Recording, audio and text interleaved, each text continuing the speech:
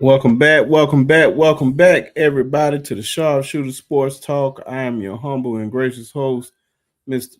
Brinsky Sharp, on the ones, twos, threes, fours, and the fives and the six, man. Up in here for early National Signing Day, man. It's been a good day by the Alabama Crimson Tide and other teams. Shout out to everybody and all the young men that are signing their letter of intents to their choice school, man. Can't wait uh can't wait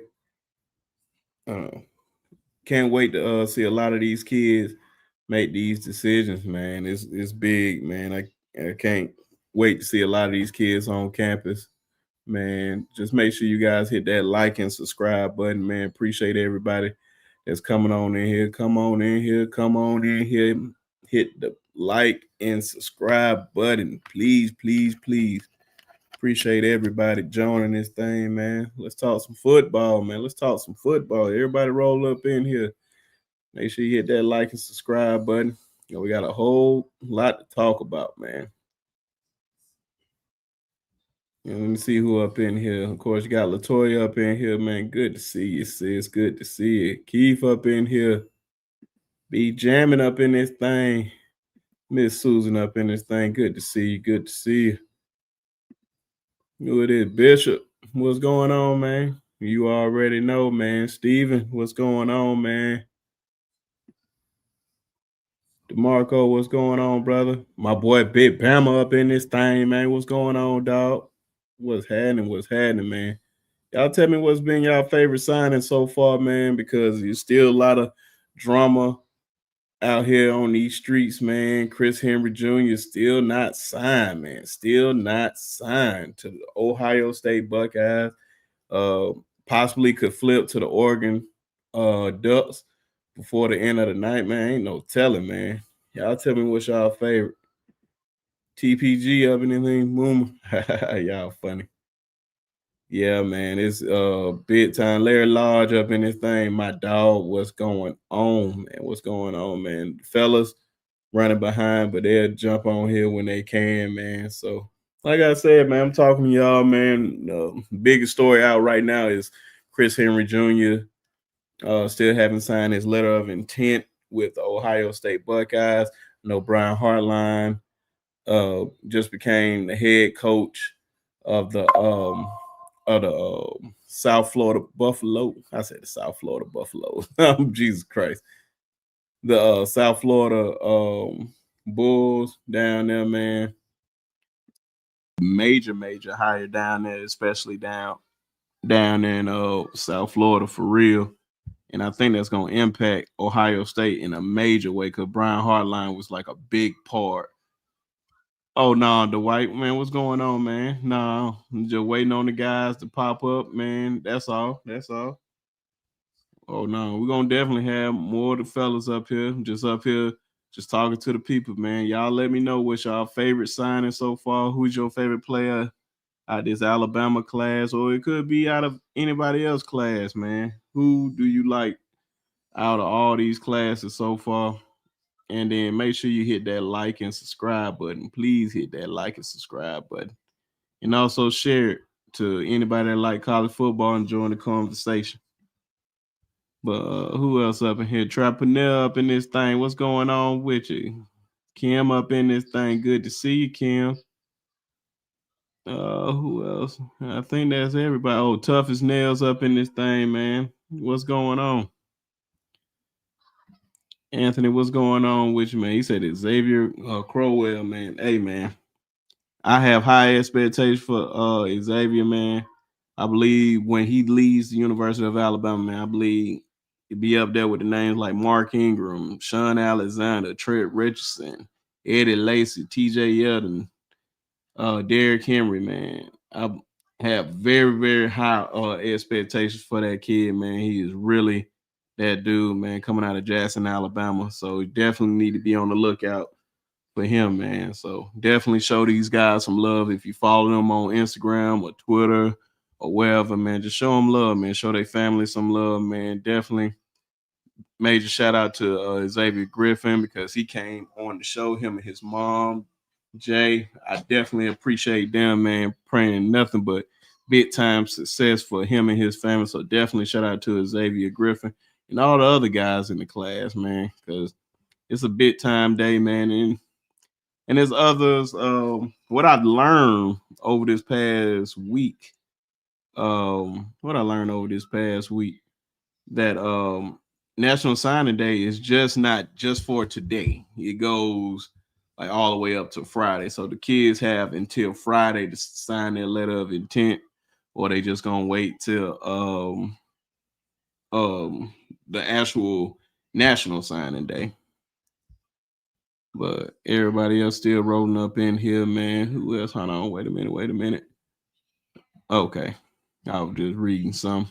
Now I said, got somebody. Yep, all the guys are coming. I'm not doing it solo tonight. I'm not doing it solo. The other guys coming. The other guys are coming. Um, what's going on with your family? Yeah, he said, what's good, man? This is my old Auburn fan right here, man. Old Auburn. What's going on, man? Uh, Larry said, Jair Edwards, man. Jair Edwards. I love that kid, bro. I feel like that physical. I feel like he's physical and he can cover uh the back end of the in the secondary, man. He's gonna really impose on that. But he's definitely gonna be a major part to our team in the future, man. He's definitely gonna be a major piece for us, man. I can't wait to see how he grows in this system, man. And he could be an immediate impact depending on how his growth is going and everything, man. So definitely a big time get by us. And one of my favorite people in the class, I don't think I ever noticed that was Big Crit back there. Yeah, man. Hey man, I love this album, man. Shout out. And he signed it too, right here. I don't know if you can see it right here, but yeah, man, he signed it and everything. Went to go see him in concert in the A. I forgot the place where we was at, but we was in that thing jamming. But shout out to KT too, man. Good to see KT up in here. Who else up in his thing, man? Tell me who else y'all like that just got signed, or tell me drama that y'all seeing out here, man. It's gonna be hard for me to do some stuff until the guys come up here, and so I can keep an eye out on a lot of that stuff. Oh yeah, man, you're gonna be jamming for real when you're up there for real. And okay, ladies and gentlemen, y'all already know one how you speak them up, and here they come. Y'all already know my brother from another. From y'all already know he's on the block. Y'all know who that is. Our good friend and brother, extraordinaire, the man, the myth, the legend, Coach Karl. What's going on, man? B Sharp, What's what's going going on? on? Yeah, How not y'all much. doing out there in the community? Not much, man. So you already know, man. We talking about this early National Signing Day, and of course, yo guy, yo young pup, making doing big things today, man. Tell the people how that went today, and if they don't know who it is, man, let them know who it was. Oh yeah, man, my guy Christian Moore just signed a little intent for Oklahoma. Went from a 0 star to a 3 star. Should it be a 4, honestly? But we'll take the 3 star. Yeah, but how was national? I mean, how was the ceremony and all that, man? Man, actually, it was good, man. My kid, he was excited. He sat there for a minute talking. He was excited. He waited his turn because we had another extraordinary young lady, MK. She signed with Wireless to play volleyball over there. So he sat back, waited his turn. They created a video for him, and he watched the video ceremony, and he said, "Damn," basically started crying, right? And then when we got time to make a little speech, he cried like a little baby. So I think he's like everything hitting real to him right now. So sign that national letter intent, and then it's all to Oklahoma now. So first week in January, he's gone. heading out there to Oklahoma. So we just got to get in the lab, get a hold to that playbook, study the playbook, and then we're gonna go into Oklahoma way up prepared, man, knowing the playbook. If we don't know 100% of it, we're gonna know 90% of it by the time we touch down to Oklahoma. So we're gonna be Yeah, well prepared and ready to go. yeah, man. Do they usually send the playbook to them early? He's an early enrollee, so 9 times out of 10 they're gonna send him copies of the playbook so he can Oh, go ahead and start studying and get ready for the spring. oh, okay. Shoot. I ain't never really thought about that until right now. So yeah, that makes a lot of sense, man. But definitely shout out to him, man. Just it's unbelievable, man. This time of the year, man, I get really, really excited because I know a lot of these kids about to go into adulthood, man. Mhm. Boys becoming young men and developing into men. So, man, you just gotta salute these kids, man, when they making moves like this and they can change the whole dynamic of their family history, man. Just how everything Absolutely. can go. Change the whole landscape for moms and for the city. Like now, when you start seeing kids in the city, not just my city, your city, other cities around America, man. Like once these kids start committing to these different programs and these Power Five core programs, well, not Power Four programs, every other kid in the city see that it can be done. Like now, the possibility it become a reality. All I gotta do is now just lock in and grind and put in the work and effort that this kid put in, be a good, upstanding kid in the community. Because the big issue with a lot of kids are they go out here, they have all the talent in America, but they have nasty attitudes, bad grades, horrible kids inside of the school, horrible kids inside the community. They bad kids in general when it comes down to their parents because they do a lot of cursing and disrespecting their parents. You can put all that good attributes on film, but most schools don't care about how good you play and how good you perform in camp. They like to see your film and find out what you do as a player, but it's more about what type of character you are nowadays going to the programs.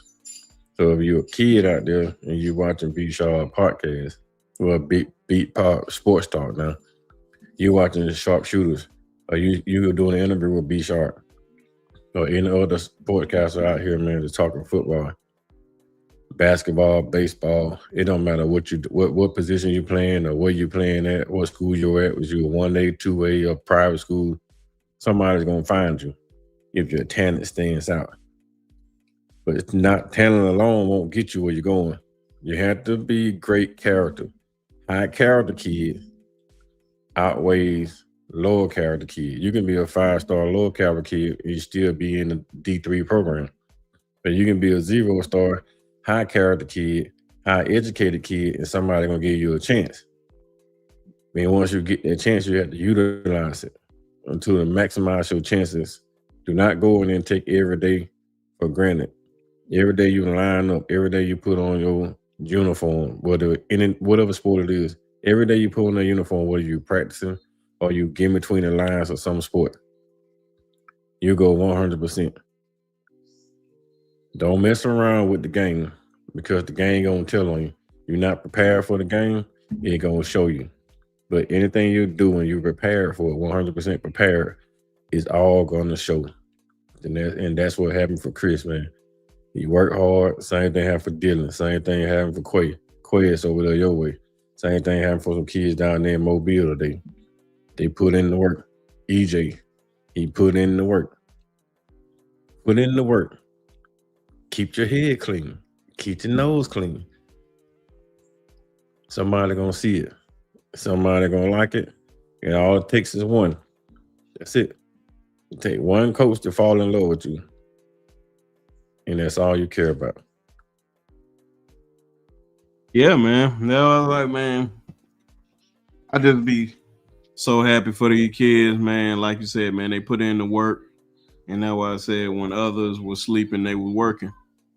Man, so this how you separate good from the great, man. You just go out there and just keep putting that work in, and these kids just gonna keep on grinding, man. That's why I said, man, I can't wait to see how what the future holds for the guys that you name, and even more guys, and just watch these guys emerge and becoming um big time players in major college programs, and hopefully they go on to the NFL and do big things there, man. Because you do big things there, you can do more for more people, man. So definitely, it's exciting times. Can't wait to see how this gonna go. But just to talk about our team real quick, since we talking about National Signing Day, what's been your favorite pickup so far on the Alabama Crimson Tide? You know me, man. It's all about linebackers and DBs, right? So Hmm. when Zay signed, I was like, I mean, that soon as Zay Griffin signed, man, I was like, okay, cool, we good. Like that's the best sign to me so far. Like now we have a Mike linebacker that can do anything. He can play Mike, he can play Will, he can play outside, he can play bandit, he can play on the end. And I mean, he's a do it all type of kid. So once he signed on down the line, his development is probably gonna be the biggest key to it. If they bring him in and then they put him in the right position and they develop him at all three positions, just think about it. You can develop him as a rush, as an end rusher, as a Mike and a Will, and then just turn him loose. Freshman year, you can turn him loose on the outside, or you can put him at the wheel. Sophomore year, you can put him at the wheel. You can put him in the mat, in the middle at the Mike. After that, man, it's like the sky's all the limit for that kid. As long as he get properly developed, he's a first round draft pick, solidified first round draft pick. Everything you see about this kid on film, right? That's all on your interview and as a person. The things he says, the way he says it, and the way he carry himself, the mannerism of this kid match the film. And you know at that point what type of player you're getting. You're not getting just a athletic guy that can play football. You're getting a man, a young man that's gonna grow into be a grown man, and he's gonna do grown man things, and he's gonna do it the right way, Hmm. respectfully. But he's nasty, like you want him. He's vicious on the football field, like you want. But he's a man, and he's a young man growing into a man, but he's already have man tendencies. Because boys do what they can. Men, we know what we can do and we can't do, so we do what we want. Hmm. We know what the consequences are for our actions, so we don't go out here and do stupid crap. The little boys that's in the man body still go out there and do stuff backwards. But those are grown men that know what they're doing and what they have to lose. They're not going out there trying to risk everything that they have built. Yeah, man. Like I said, man, it's just that what I said, man. It's always a special time of the year to really talk about this. We even gonna talk a little bit about this SEC championship game just a little bit. It said we needed a dominant linebacker. What you had in mind, Tuffin, is which linebacker is dominated in this class to you? But yeah, man. Still, I think Jair Edwards is my favorite in this class, man. I just think that kid is just super Super physical. talking about the super physical safety. Hmm. Basically, I mean, you look at his height, his skill set, his speed, how physical he is. He gonna end up playing like Blake Herbert, so he gonna come down and play in the box anyway. So he'll be that physical safety that comes down and play inside the box. They basically bringing him in 9 times out of 10 and put him in the Caleb Down scheme at Ohio State, or do it all type of kid. Come down, play the Hmm. box, play the middle of the field, cover tight ends, and then you still be able to cover deep. So he gonna be one of those freaks, man. You can't lose a Jair Edwards, man. Like that's the best. That may be the biggest pickup of the day. But you asked me what my best pickup. I Hmm. love linebackers. I love physical linebackers. Mr. Griffin is a physical linebacker. I like Zay Hall. I mean, it's a lot of kids I love, bro. But when it all boiled down to it, it's guys I wish we had a got. Oh, of course. Now, it's some guys that I wish that we had went after, but I'm happy with the one we brought in. But I would be even more esteemed if we had some more that we deemed that was very, very important to this recruiting class that could have been, the ceiling factor of the recruiting class. Especially some of those D linemen, like some of these D linemen that we missing out on. we're gonna really, when it all boil down, wish that we had them, unless we can find somebody solid in some of these foreign states that solid guys. Like maybe have to take a time to go to Ohio or run up into Michigan and try to find some big physical D linemen that we can't get in the South. So we got to figure that portion of it out. But other than that, man, like getting Zay, getting Ja, is not even gonna make a difference if we can't solidify that front. So you can have the best linebacker core in America, but we don't solidify the front. It's not gonna do us any good. Man, so I think the only immediate solution to that, man, definitely need to go out and hit that transfer portal and just get some guys that are already ready and proven that can handle that. Toya asked said Bransky and Coach called, did we sign any O line guys today? Yeah, we signed plenty of them. Some good guys too, man. I remember guy I think his name Chris Booker out of Atlanta. He rising up the charts for me. Just seeing how he plays, man. He gonna be big on that line.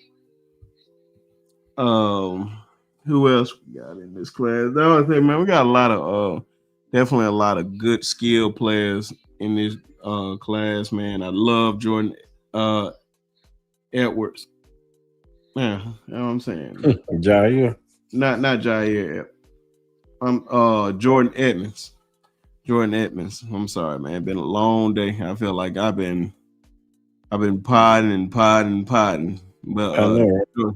Jordan Edmonds, man, he's gonna be a dog for Alabama, man. Especially when he put on just a little weight, get his body hit that nutrition weight room, man. He gonna be all right, man. He got great cover skills, man. Definitely one of those look like a boundary cornerback, man. It's hard to throw over a guy that's 6'3". I ain't gonna lie, with very, very long arms. Mhm.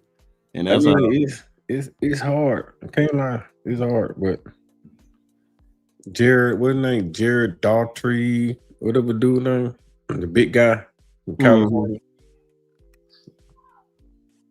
California, or Atlanta. One of them from Atlanta, one from California. But Jared Daughtry, it's a real big guy, offensive tackle. Mhm. He's gonna be a project. He's a four-star kid, I think, but he'll be a four-star project kid Mhm. with the right offensive line coach. If Coach Caps stays in being the these the guys he recruited, and he be able to develop these guys to their full potential, like that big guy gonna be a monster. You put him beside Michael Carroll, and you still got some of the guys from the other recruit classes, and they're trying to bring in this guy, their transfer JUCO guy out of California. That's the guy I think about. That JUCO kid out of California. They trying to bring him in. So Mhm. That's like 6'8" or something. yeah, that big kid out of Cali.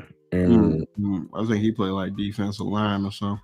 I think he's offensive lineman, and we're still waiting on Cooley. You know, Bryson Cooley. He Mhm. projected to flip to Alabama too, so we don't know if he can sign today, tomorrow, or sign in February. But he projected to come. There's a lot of kids, man, with Bama offensive line. They're going into the transfer portal now, looking for kids that can play immediately. Mhm. That's the biggest thing. Trying to find those kids that can play immediately. I wish that we do get Bryson Cooler because he's one of those Mississippi kids, man, that didn't want to play for Lane Kiffin. And we can't miss on the Mississippi kid that don't want to play for Lane Kiffin. Committed to LSU, Lane Kiffin signed for LSU. He decommits. So he's sticking to his gun. So I love it. Come on, T Town, man. You know we need all old linemen bad. Before we go any further, man, our guys up here, man, and we definitely gonna talk some coaching too, man. Terrell Miller. Because That's his because name. because Tyrell Miller. because Penn State is in hell right now. I don't know how the hell they finally named the interim head coach as the head coach, which they should have did a long time ago. But Penn State thinking, I don't know what they thinking, to be honest. But hey, what do I know? Of course, y'all already know, man. Our other brother about to come up right now. Y'all already know Alabama A&M zone and graduate. y'all already know, man. Former running back, one of the most underrated people on these YouTube streets, man. He's about to come up here and bring that fire and really hit on these coaches and stuff and talk about what me, Coach Karl, and Coach Al was talking about the other night. But y'all show your love for our friend and brother, Coach Shawn. What's going on, man? What's up, fella? What's going on with y'all boys, man? Good to see you, man. For sure, for sure. Oh yeah, man. Just pick off, man, because you know how we kept talking about the Penn State job, and Penn State goes into National Signing Day. Goes into National Signing Day without a head coach, which is insane.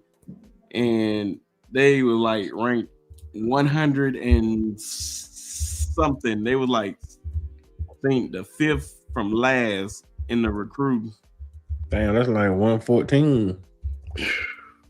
They were super low, man. That I said, man, they finally hired that interim head coach.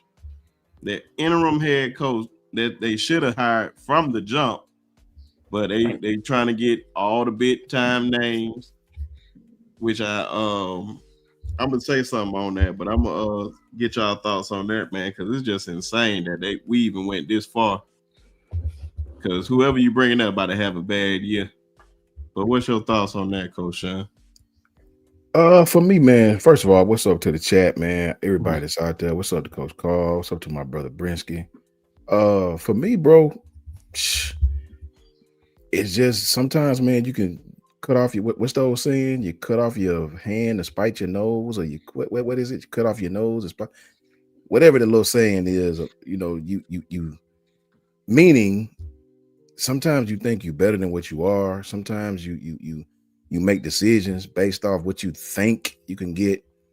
Penn State is a great program. I ain't taking nothing from Penn State. They got a good history and everything. But in 2025, is Penn State a great program? I mean, in nowadays where you really don't have to go to these big schools no more to get your check or whatever the case may be, is Penn State a great school? Is it really?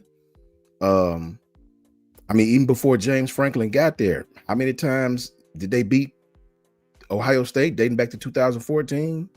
I bet you could count them on your one hand, maybe. So this is par for the course for me. I mean, Penn State, if you ever been to out there to State College, Pennsylvania, it's like going to Decatur, Alabama. It just looked just like it to me.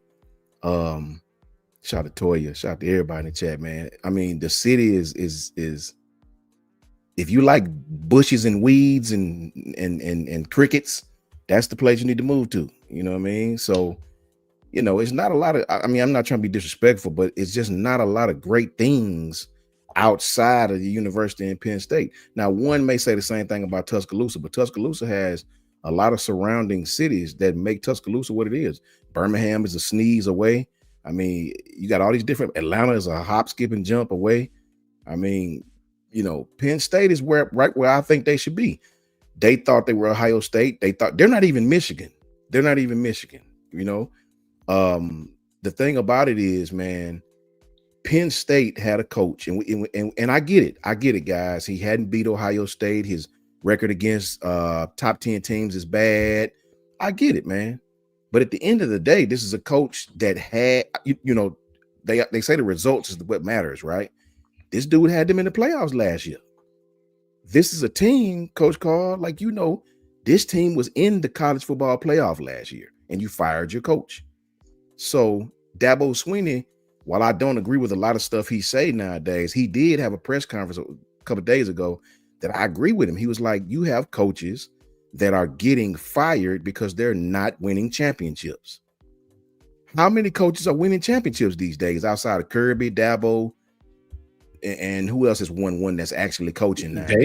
Ryan Day. Ryan Day. Facts. Who is winning championships, Coach Karl? Who's winning them?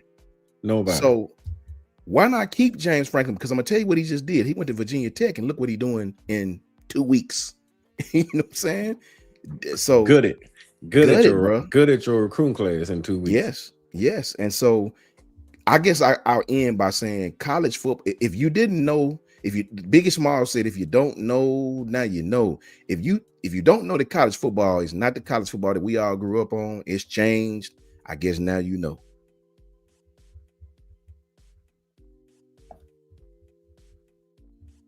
Jesus Christ, man. Risk It it on wouldn't be damn mute. wouldn't be a live show, man, without the mute button. Facts. But shout out to Jonathan for sending this to the group chat, man. It was worse than what I thought. Look at this. 44. Wow. 144. That is crazy. That like So Penn State has a worse class than Army. Wow. that is insane, man. That is insane. Montana. That is insane, man. They at the bottom of the world. 144. I gave him 116. And that was the last thing I remember, man. But 144, that somebody needs to be fired immediately, bro. Is it exactly, man? Columbia, man, somebody's getting fired. I can promise you that. But the problem is, man, like Coach Shawn just said, Brinsky, Go ahead. you got a winning coach. You got a coach that wins 9 to 10 games every single year. Man ain't having a bad season now. Right. He can't beat Ohio State, Michigan. Okay. Shit. How many teams out there actually does? I mean, think about it. Yeah, have Kurtz in there to beat Ohio State or Michigan? Anybody else in the Big Ten beat Ohio State and Michigan besides Oregon beat Ohio State last year? Nobody else has. So you got rid of a coach that took you one bad game, well, one bad quarterback play from being in the national championship game last year. It's facts. One bad quarterback play from being in the national championship, and you fire this kid thinking that you can go out here and get the lights off whoever pops up with big names available. But once you start calling these coaches, and these coaches probably looking at them like, man, you fired Franklin, he just took you to the playoff and the semifinals. You fire that guy. Yeah, if I miss the playoff, I'm out of here. That's fact. No, don't want them problems. You call me right now, I'll take the job, honestly, because I just want to get fired. Buys more than the headache. To just go ahead and fire me and get buyout from the jump, and then I get the money going by my business. I mean, that's the type of job that these games are right now. But if you want to go with Penn State, you got to re-gut the program, because now you got to reinvent the wheel. Because when James Franklin left, all the kids leaving with him. So you got to reinvent the wheel at Penn State. Don't nobody want to go to Penn State in the Big Ten and try to rebuild, because now you behind the Purdue's of the world. Yeah. You compete with Wisconsin now for recruits. Like, man, that don't even make sense. Hey, Iowa gonna get recruits before you get them. Nah, you don't want to go into the Big Ten trying to be a coach, and now you gotta compete with the bottom feeders. When you was fighting up the Ohio State for recruits, now you fighting with the bottom feeders. Yeah. Nah, man, you in a bad situation over there. So I don't know. Like Brinsky said, she was just named one of the defense coordinators, like somebody, the intern coach, and then let them start approaching their roster while they had opportunity. But now you at the bottom. I don't Coach see Coach Karl, you know something that shocked me? I know a little bit about the Big Ten, but I'm not claiming to be the best. You know, I'm not super.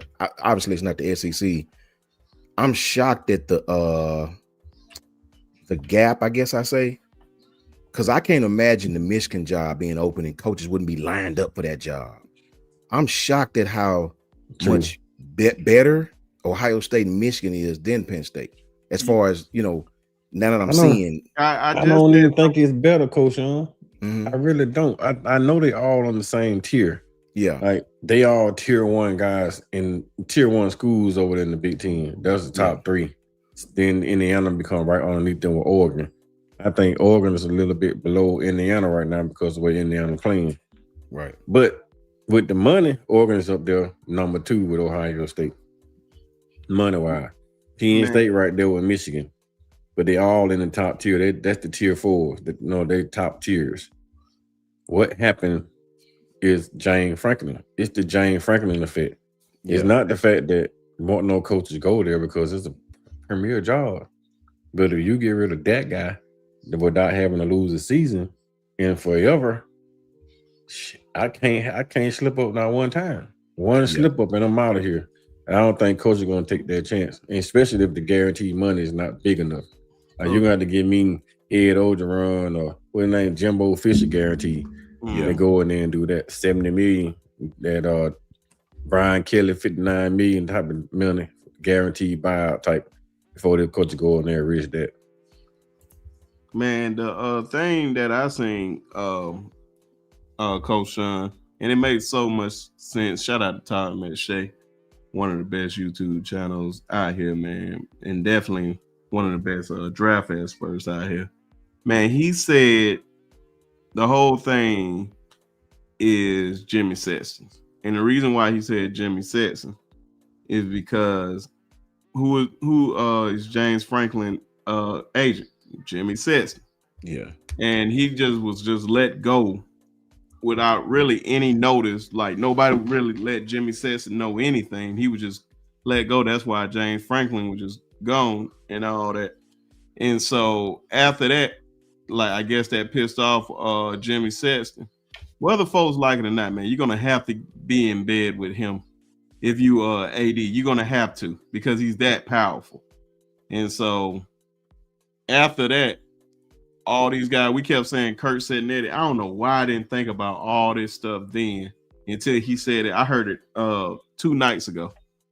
But Kurt Setnetti, represented by Jimmy Sexton. A lot of the big time head coaches are represented by CAA and Jimmy Sexton. So that's why we weren't seeing a lot of these guys go there. The guy at James Madison even had an interview for it, and they said Jim was just like, I don't think that's a good idea, and never came for the interview. Ended up taking a UCLA job. So it's no mistake by this stuff. The more and more, because it's playing out that way. That's why they end up going with their interim, which I think they should have did from the get-go. But hey, he said, and Jason said even the other big agents who came up under Jimmy follow suit. See? So why is that though? Why is Jimmy, like, say that's true? Why is Jimmy blackballing Penn State? Just the way they handled James Franklin. Okay, so it all comes down to how they handled the whole situation. Okay. Like it felt like it was a slap in the face.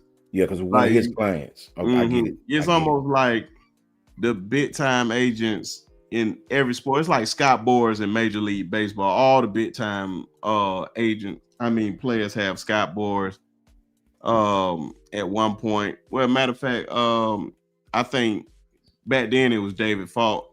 I think right now it's what's my guy named LeBron boy? Rich Paul. Oh, Rich Paul is that Powell guy in the NBA, and David Mullengetter in the NFL, man. So you want to do good business because, man, these are still people at the end of the day. And people just want to just be treated right. And if you do them wrong, why would they send their clients there? Yeah. So it all makes sense. And he That said does make sense. that PA is known for racism outside of Philly. Man, I'm going to be honest with you, man. Ain't nothing. You think Pittsburgh bad, Pennsylvania bad, come down south. I'm just going to be honest with you. Whatever they doing up there, ain't. It just be like, okay, it look like a normal day in the South. I'm gonna be honest with you. Taz Lepore. I forgot how to pronounce his last name. I think it's Taz Lepore. Lepore, yeah. Yeah, man. Oregon really lost a lot of guys, man. They lost him going to Cal was a big move for them, man. That is just crazy. And I forgot, I think they lost their offensive coordinator too. But I asked Coach Karl in this last night, and I'm going to ask you this, Coach Shawn. Your thought, Coach did a video last night with the guys. Shout out to Coach Al and Coach Karl. But I asked them, is Lane going to regret going to LSU? And what's your thoughts on it? I think it seems that way right now because it's high tension, it's fresh. Everybody mad at him because they say he did the kids wrong. And I think once the dust settle and football gets started back, I don't think so at all. I don't think you're gonna regret it. This guy is a guy. Name me one other coach that's been at 4 different SEC schools, 3 of them the head coach. This is a guy that's been at Alabama, head coach at Tennessee, head coach at Ole Miss, now head coach at LSU. So if this guy knows the SEC in and out, he coached with Coach Saban. He knows all the tricks of the trade. He knows every team. He's practically faced everybody. I don't think so. I mean, people are mad about it now, and everybody's putting their own narratives on it. I tweeted about it. I just listen. If I can see Suntarine Perkins, a kid who played for him, not be mad, I'm not about to be mad. If the player, now you know you got some of the I won't even call his name, some of the super tweeters who tweet a lot. Of course, he got to get his limelight. And if people know social media, that social media post wasn't even for Lane. It was to say, look at me. That's what it was for. Same player that used to be at Alabama. Look at me. That's all that was for. You know what I'm saying? Same thing he did here at Alabama. You know what I'm saying? So the thing about it is, if the player is not upset, I'm not going to be upset. At the end of the day, college football has taught me from 2023 on that it's a business. This is just the junior NFL league. You can kiss my, you know what, with that student athlete. You might well just take the student off. I know athletes, and I was told not to talk about this online, but I just don't give a damn. I know kids that's in school right now playing football that don't even go to class. They take classes online, right? Just to play football. You can miss me. See, people, I know, you can't tell me because I know. You can miss me with that student athlete BS. You know what I mean? Just take the student athlete off and put athlete on there. You know what I mean? So all these people are overreacting, saying he left his team. And I get it. I don't like leaving a team for the playoffs. That part I don't like. I don't like, you know, I wish he could have coached his team. I get it. But with the calendar, you can't coach that team. You know, you're going to be poaching people. It's just a mess, man. If you want to blame somebody, you blame college football. Don't blame Lane don't hate the player of the game. Hate the game, man. The way the game is set up right now is set up for this kind of thing to happen. Lane won't be the last to do it. Lane won't be the last to do it, or the first to do it, I guess I should say. College football right now is not the college football. What's up, Lynn? Shout out to Lynn, man. Shout out to Lynn. College football is not the college football that we all used to love and know. It's a lot of business. If you guys know anything to y'all basketball guys, Brinsky, you know the hoops. High school basketball has been like this. Yep. It's been like this. It's so much backdoor dirty. It's the norm. Yeah, it's the norm. So here's the deal. Don't be mad at Lane for taking advantage of the rules that were set in place. Right? Everybody out there, if they had a chance, I'll try to put it into normal people's language. If you had an opportunity to get a $20 raise doing the same thing you do now, just at a different company, you would do it. In a heartbeat. You would do it. I'll say $40 raise because that's $5 million. If you had an opportunity to make whatever you're making now and get in yearly salary, if you could get a $40,000 raise a year added on to your yearly salary, to do the same thing you're doing now at a better company, you would take it. So stop being hypocrites. Stop hating on Lane. Stop calling him a foul individual when all of us would do the same thing, right? It's just, this is the way college football is set up today. Don't hate the player of the game. Hate the game. Hate college football. Hate the NCAA. Hate the rules that are in place. Hate the calendar. Hate everything that's in place that allows coaches to do this stuff, right? So you got a lot of illegal stuff going on. You got a lot of backdoor talking going on. I'm not going to hate on Lane Kiffin for taking advantage of it. Yes, I feel bad for the kids that he did hurt, that he have to leave. I feel bad for those kids. But when I can hear a star say, hey, go get your money, coach, who am I to be mad at the man if the guy who's on the field actually doing the plan aren't? Hey, said it better than I can, man. 100%. Definitely said it way better than I can. And I'll say another thing, Coach Shawn, to add to that. Who said anything about Summerall? Facts. Who said anything about Laporte? Who said anything about all the other schools that left? These coaches that left playoff caliber teams. Tosh Laporte, Shepherd, you got a playoff team, man. You got a team going to SEC championship game right now, and Coach Shepherd's in Oregon doing press conferences. So, what are we talking about? Do you see Alabama saying that since you took that job out there in Oregon State, you can't coach here? It's your choice whether you coach or not. Mm-hmm. You can go out there and you want to build your roster. That's on you. We'll give you the opportunity to do what you feel. Ole Miss pettiness told Lane, we don't want you here. If you're not gonna commit to this team full term, then you can't coach this team. Get out of my town. Get out of my city. Mm-hmm. That's petty on the behalf of the administrators. That's it. It has nothing to do with Lane. Y'all heard Lane press conference. He wanted to stay and coach his team through the playoff. Okay, I'll go down here and do this little interview with LSU, saying I'm the new head coach. Then we'll start building a staff.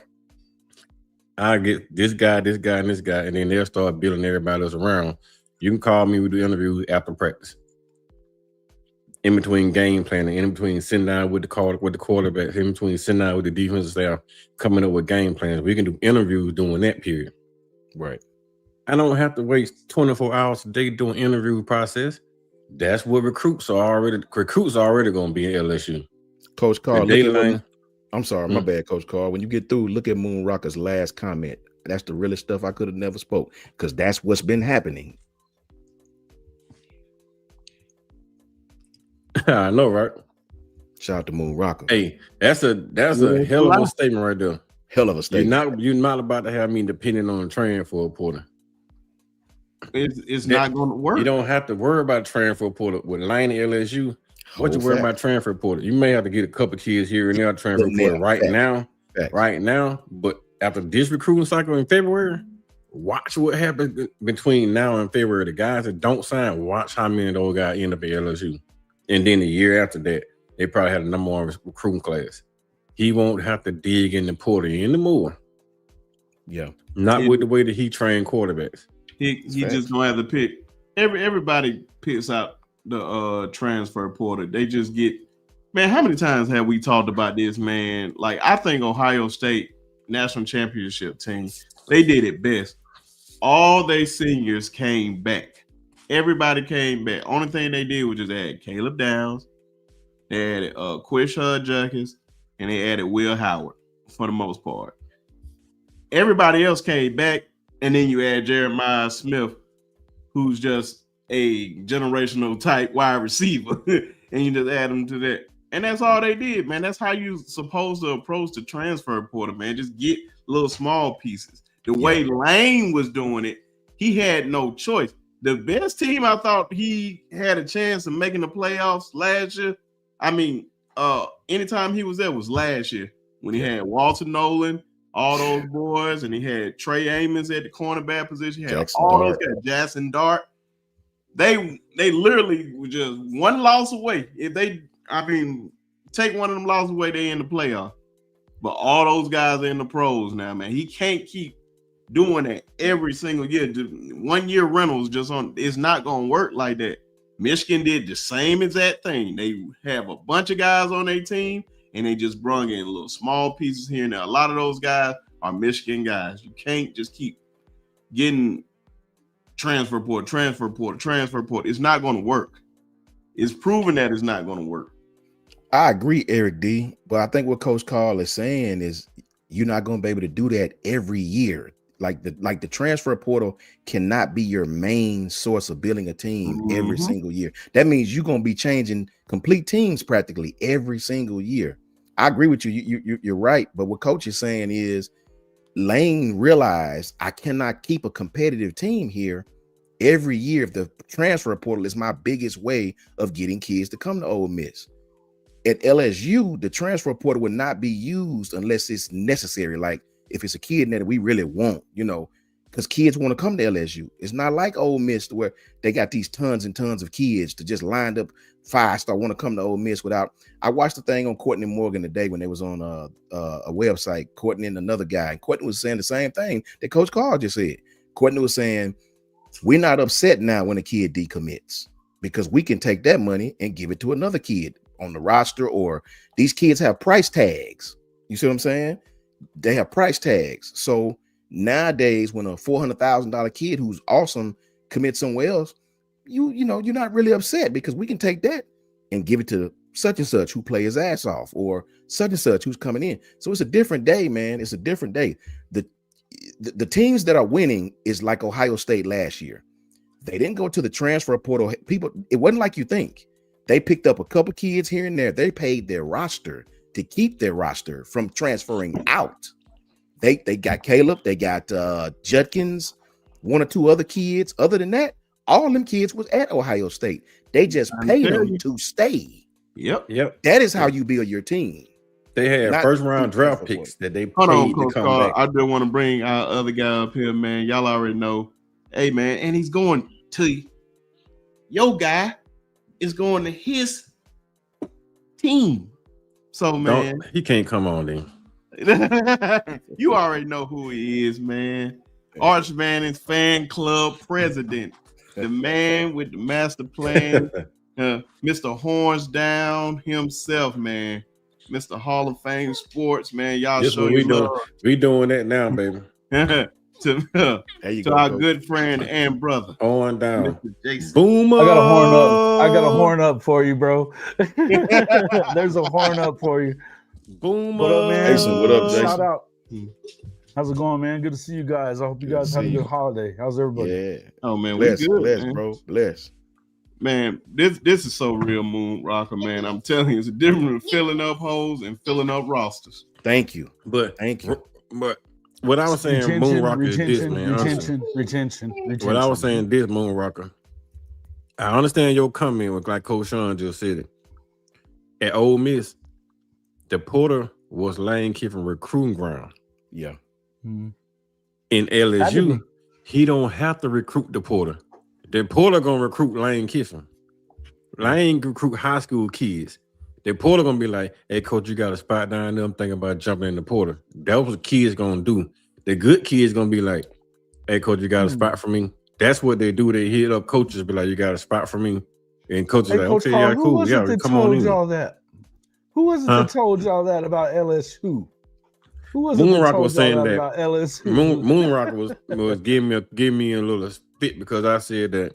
No, that was Ole Eric Miss- D. That was Eric D. Eric D. When I was saying that Ole Miss lives in the Portland, like Coach Shawn just said, and with Lane going to LSU, he won't have to go in the Porter unless he want to. It's not a need to go in the Porter LSU. In LSU, he can need to get in recruit he want. He go in the Porter and get what he want out of there. He won't be going to LSU in the recruiter LSU like, shit, man, I need this guy, I need that guy, I need this, I need that. He was like, I got all this on my roster, but I want this guy to add to it. You don't have to say, I need all these kids to come join us to be successful. I want this guy. I want that guy. Like Ohio State. But they didn't need Caleb Downs. They wanted Caleb Downs. They didn't really need the quarterback because hell, the quarterback played terrible. They just wanted the quarterback. And they thought that getting him off the board would nobody else be able to utilize him because they thought he was so big and so good. Oh, yeah, they had better quarterbacks on the roster already. So they just went in and got this guy. They didn't need Quinshon Judkins. He was available, so they took him. They had a better running back on the roster. They just took him to add to the running back room to make the running back room even more better. That's it. They just stockpiled those 3 recruits, won a national championship. That's all we can say, Eric. I promise you. And I'm I think, gonna, like Eric not gonna said, say anything negative, but I'm just saying. I think we was essentially saying the same thing. He just went on another way around the same. Go somebody go pull up LSU roster. What the kid? Go look up Richard Anderson, 5-star defensive lineman. That kid was gonna go to Texas, bro. You know what I mean? Go look up Bryson Martinez. Them are space eaters, man. Those kids are how you win championships. Look both of them kids up. Well, LSU got both of them. Yeah. Both of them. And them big question for you guys though, what is Ohio State, man, and I heard you guys talking about the Franklin stuff earlier, and I'd kind of throw a 2 cents on that too, but Brian Hartline doesn't take the Penn State job. He takes USF. How is that? And you got already had some flips coming out of there. I mean, Lincoln flipping receivers out of there. because of it. That's wild to me. Yeah. Number one, that you would see Hartline take the job at USF when you know damn good and well that Penn State would have taken him at this point. But I was saying yesterday, Penn State, they were one of the first people to fire a coach. They were like, it was after what, week 3, week 4, whatever it was. Week 4, and they still And can't. so And they they can get don't a have head a coach yet. Kentucky fired Stoops and had a damn coach 12 hours facts. later. 12 hours later. That is facts, man. It's wild. So to me, that's crazy stuff. But I'm with you, man. When it comes to the recruiting stuff, and it's crazy to see where it's at. But I know this. I've been hearing what you were talking about earlier, B Sharp, about it's definitely a Jimmy Sexton thing, and Jimmy Sexton has power with a lot of other agents too. There's a lot of those high-powered agents that are with these college coaches. If they're not Sexton guys, they're usually with one of his guys that he brought up. So when he does something, they follow suit. And that's exactly what happened. You heard there was a lot of stuff that was going on. Somebody was telling me a little while ago that a lot of what they were hearing was that there was the boosters and even the AD were wanting James Franklin to embrace some stuff when it came to wanting him to embrace Joe Pa more. And you gotta distance yourself from Joe Paterno. I know he's a legend, but that legend oversaw the Sandusky thing and allowed it to happen, folks. That's a fact, and it's hard. It's hard that it's that way. Go ahead. That's what I was gonna say too. Like Penn State, you come from Sandusky, and then James Franklin take that job. Mm-hmm. Man, come in there after that scandal, and all he does is win. 10 games a year, man, and yeah, it was a knee-jerk reaction for sure, but there was more to it than just the knee-jerk reaction. It was also the fact that there was some other stuff going on there. I heard a lot of racial overtone things because Pennsylvania is kind of known for that. And then aside from that, especially where Penn State is, if you read Coach Shawn, you talked about it before, it's out in the middle of damn nowhere. That's a whole fact. It's in the middle of damn nowhere, and I mean, there's a lot. It's chalky white out there. Don't make no mistake. It's chalky white out there. So it's, bottom line is I think there was a lot to that stuff. And look, Jimmy Sexton has the power to say, fuck that place. We'll end them now. Let me ask you something, Jason. I asked Coach Karl this earlier. He gave me a really, really good answer, man, because I'm sort of uneducated when it comes to Penn State and stuff like that. It seems to me, and Coach Karl had another angle that made me think even broader. It just seemed to me, man, is it a gap? Like, I can't imagine Michigan firing Shawn and not having a coach right now. It seemed like coaches would be lined up for the Michigan job. What's up, Mars Jams? What's up, Herb and Rod? Mm-hmm. Is Michigan and Ohio? We're gonna put Ohio State in the class by itself in that conference. What is the gap between Michigan and Penn State as far as recruiting and resources go? Michigan and Penn State? The resources, I don't think a whole lot. Disciple, I don't know who you are and who you talking to. A panel of guys that don't like white people. Are you, whoever the hell you are, get your ass out of here. We're not making it a race thing. It's been out there that is what it is. Who said anything about not liking anybody? Have no one said anything about right race on here. What is it? Period. No, we said that there was some racial undertones that was going on. He heard it was something about that. It was a racial tone. You never heard anybody else on this panel say anything about it. Jason mentioned that. Nobody else mentioned a color thing. You trying to turn into a color thing. We can give a damn about what you look like. Exactly. At all. It's not coming. It's about what's inside of you. I don't give a damn about what color you are. Just what's inside of you, Karl. What all I care about is the character inside you. So you fucked up on the inside. That's on you, bro. It's not on me. Something like that. I'm sorry. That's great. I mean, you may be messed up on the inside like that. He's gone. Trying to turn into a racial thing, but I'm sorry. I'm telling you that's what I heard. I've heard that from higher places than what I know, and people that know a hell of a lot more than anybody on this panel knows. I'm telling you, I've heard it from other places. That's what I'm saying. If that's what you want to say about this kind of stuff, then let them say it. But it's not just. It didn't just come from this. It didn't come from this channel. Yeah. It came from a lot of places for the last few days. This ain't new. The hell are you talking about? I blocked him. He won't be back. Don't worry. It's crazy. What you think, Jason? Is it a gap when you think of interests in these two? If say both of them was open. Oh well, I mean Mays, our guy Mays he's from the Mays Madman show. He's a Michigan guy, and he'd be Yeah, it seemed like Michigan is a big dog, and it seemed like I would tell you that. I mean, listen, I think that there's a gap between Michigan and most programs when it comes to what they have. Right. That's the bluest of blue bloods. They've been around the longest in as far as being a championship program. So yeah, them and Ohio State both. There's definitely some level of a gap there, but I don't know how much it is. I would tell you that Penn State has plenty of money. What about interest? Like if the jobs came open, that's a good question. To me, I feel like it's a job for Northeast people that they care about, right? Right. Your Northeastern folks, your Jerseys, New York. I mean, because really, and this is what, there's a lot of folks in that part of the world when you start thinking about Massachusetts, New York, Jersey, there's a lot of people that are Notre Dame fans, big Notre Dame fans. That's why and that's a densely populated area. I think Penn State would probably figure into that as well because it is so close. Yeah. Aside from that, I don't really see it as one of those deals where it would be. I don't think they're not on the level of Ohio State, Michigan. Clearly.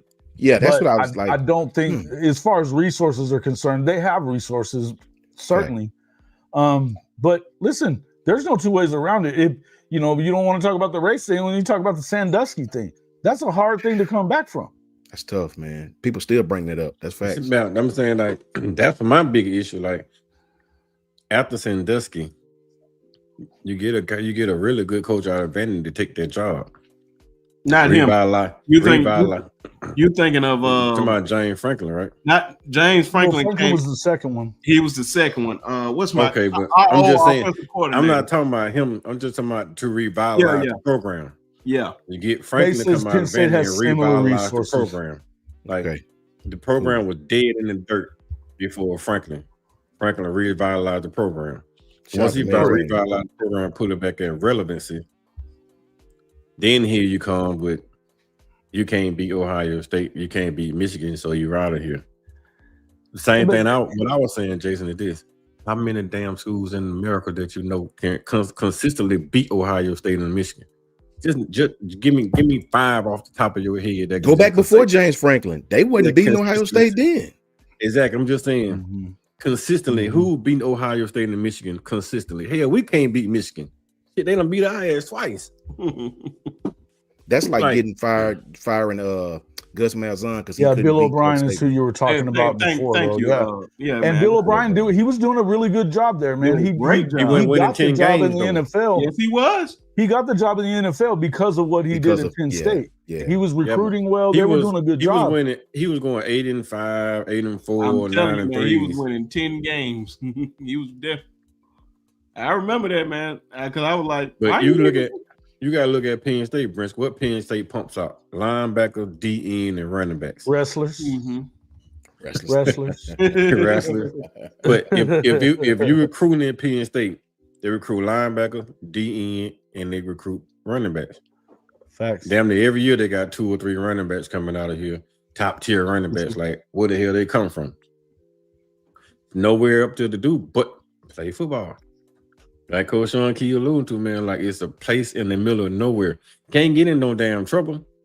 All you can do is focus on football. Focus on whatever sport you're playing. That's it. Sure. And then you can't do nothing but get better.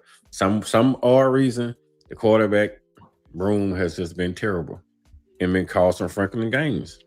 They messed around and get a good quarterback coach down there and got one of those top tier quarterbacks that could have got off California instead of playing with the Pennsylvania kids all the time. They were kind of getting there too with Kotelnicki. I think Andy Kotelnicki has been he was a big boost for them. Look at the way that tight end turned himself into a first rounder. Don't get me wrong, he has talent, but they found a way to use him. Yeah. Once they added receivers, it looked like it should have been better, but sometimes you got to take a step back before you take a step forward. You know what I mean? And once you can't expect a new system to just immediately gel and when it's been going the way it's been going for as long as it has there, right? We're kind of going through the same thing at Oklahoma, to be honest with you. And I mean, although it feels a lot more like Oklahoma's got a quarterback problem more than it's got a system issue at the moment. You know, Same but thing it's, Penn and you State. just said That's what the I'm same saying. thing, Coach Karl. You know, And- they and haven't you're had right. a guy that's really dynamic or weapons for a guy to make him really dynamic. And that's really not an issue at OU either. You were right too, Coach Karl, man. I looked it up. I thought it was at least 4 years he was there. He was only there 2 years. He was 8-4 and 75. Who was that? man. But Bill that was O'Brien. that was coming off of Oh, yeah. all Off the of stuff San in Diego. death, Yeah, and, right? and I'm surprised he did 8 that. games coming off of that is Yeah, Man, because they but basically I got couldn't the even death turn on penalty. ESPN, They man. kind of imposed it on themselves, really. But You- you know, they basically got for them to go 8-4, 7-5. That's legit.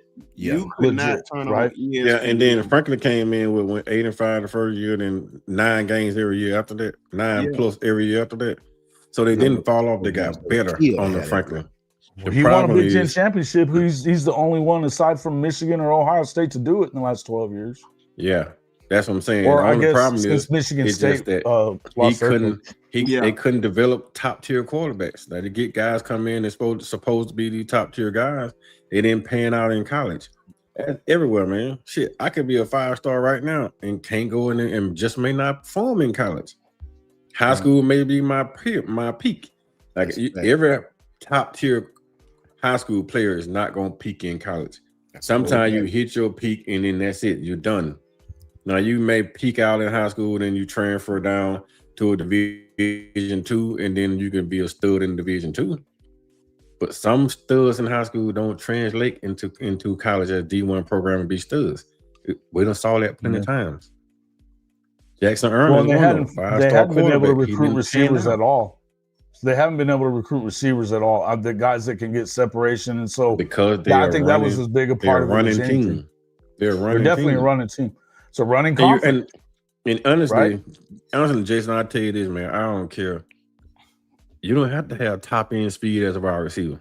That's facts. If you know how to play the top of the damn routes. If you're a route runner and you know how to play the top of the route, you can be a 5-0 wide receiver. Jerry Tight ends nowadays run what 5-3, 5-4 tight ends, but they know how to run their routes. So you run your routes correctly and stop curving off damn digs, curving off damn out routes.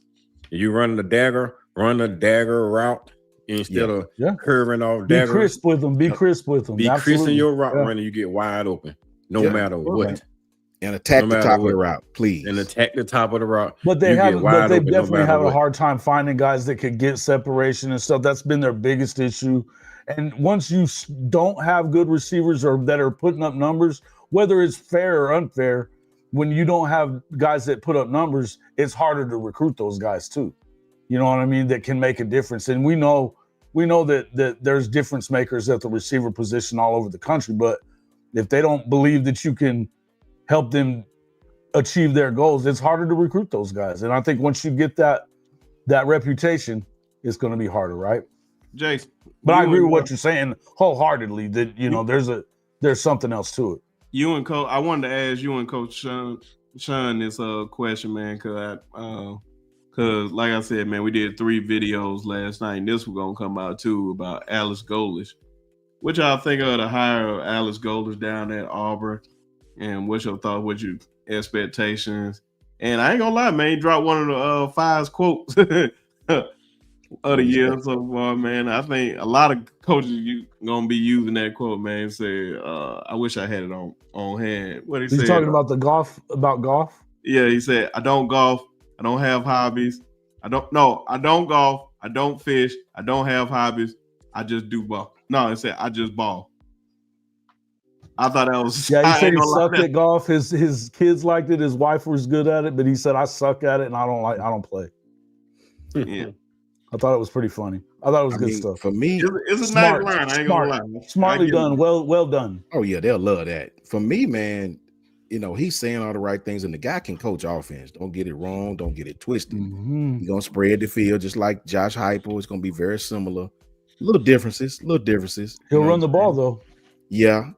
I guess the only thing that's left is to see how this guy, because here in the South, especially the deep South, the Alabama, Georgia, Florida's, Mississippi's, and the deep South. You just don't recruit the kid. You got to recruit the parent. Coach Karl, when you come over to the house, it ain't just the kid and mom and dad, the uncle, the auntie, the neighbor. It might be a whole plethora of people that you gotta be hands-on, eat a lot of dinners. You better be from the South, right? I remember that story you were telling about Ole Miss. Yeah, Ole Miss and stuff. Kid, I knew. Yeah, that and remember, Coach Karl can tell you this much better than I. Head coaches have egos too now. That's my kid. They have egos too. So you not only have to be a caregiver, a smiler, and a pleaser. You got to eat food that you don't like, and you got to tell them how delicious it is. You gotta Coach Karl. You know what I mean? You may go 3-4 houses in one night. You know what I'm saying? So you how good is he at that? How good is his staff in that? We'll see. Because recruiting is everything in this conference. Courtney Morgan just spoke on it. He said that's what you learn in the SEC. That recruiting in this conference is relentless. And this is a man that comes from the Big Ten. He said the SEC is completely different than anything I've ever experienced. It's different. It's relentless. It never stops. There is no break. There is no downtime. So we'll see. This is not Central Florida. You got all the tools to be a great coach, but how do you recruit? I said this in the beginning when Coach DeBoer got here. I want to know how you get in these homes for these Southern kids, right? I know you can recruit Cali. I know that. I want to know, can you recruit them big, ugly nasties on the defensive line? That's what I want to know. And let's see what happens. I got something to tell you right now about Mr. Golish. Mr. Golish been in town, right? Opelika's playing in the damn state championship game right now. Already nobody from Auburn staff is at that game. Nobody. How are you new to the state of Alabama, right? New head coach.